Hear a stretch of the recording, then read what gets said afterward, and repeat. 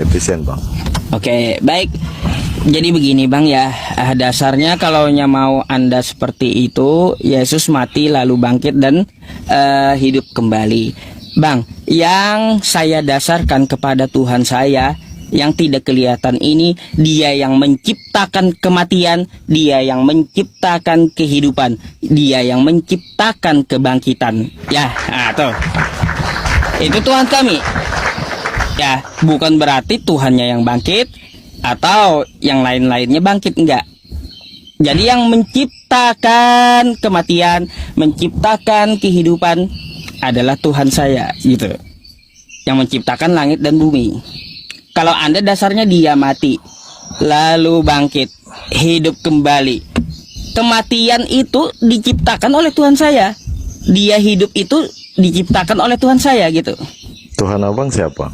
Allah Subhanahu wa ta'ala. Wa ma khalaqtul jinna wal insa illa liya'budun. Gitu. Jadi kami itu menyembah karena fitrah kami gitu, menyembah yang memiliki kematian, memiliki kehidupan, memiliki kita semua. Abang percaya enggak Nabi sebelum Muhammad? Nabi sebelum Itu Muhammad, Isa. Nabi Isa. Percaya, jelas. Percaya.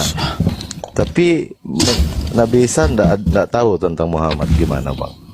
Nabi Isa nggak tahu tentang Nabi Muhammad. Dalam ajaran Katolik, dalam ajaran saya tidak ada mengetahui siapa itu Muhammad, bahwa beliau adalah Nabi terakhir. Gini, bang ya. Kalau kita lihat Nabi Isa ya, itu ada menubuatkan di As-Saffat ayat 6, dia menyebutkan Nabi Muhammad. Kan gitu. Kalau Anda rujuk ke Katolik, kami nggak perlu cari lagi. Karena kami tahu sebagai umat Islam kitab Anda berubah-ubah gitu. Setiap kali direvisi nggak akan ketemu lagi gitu. Itu. Ya, intinya gini. Yang bertantangan bang, mohon maaf bang.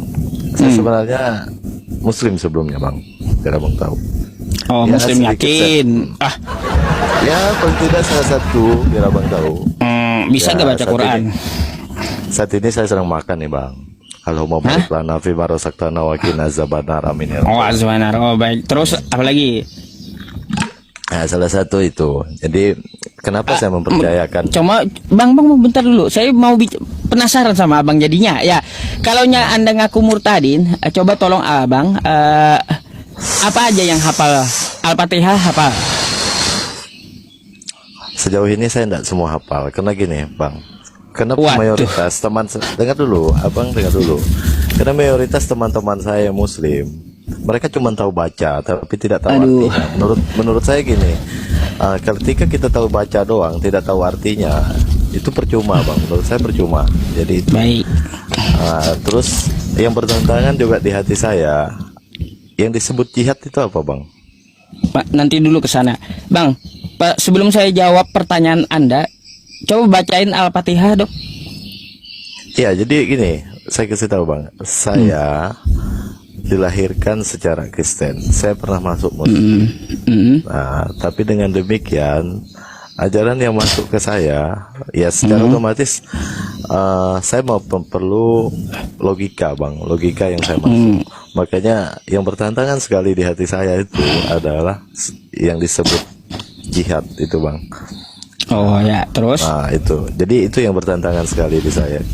Kita harus memusuhi orang, sementara dalam ajaran saya menyatakan bahwa semua makhluk ciptaan Dia itu ya yang paling sempurna itu manusia, yang perlu kita hormati, yang perlu kita sayangi. Makanya di ajaran kita itu adalah ajaran kasih yang disampaikan luar biasa. Baik. Bang. Jadi abang nggak hafal Al-Fatihah? Enggak bang. Iya.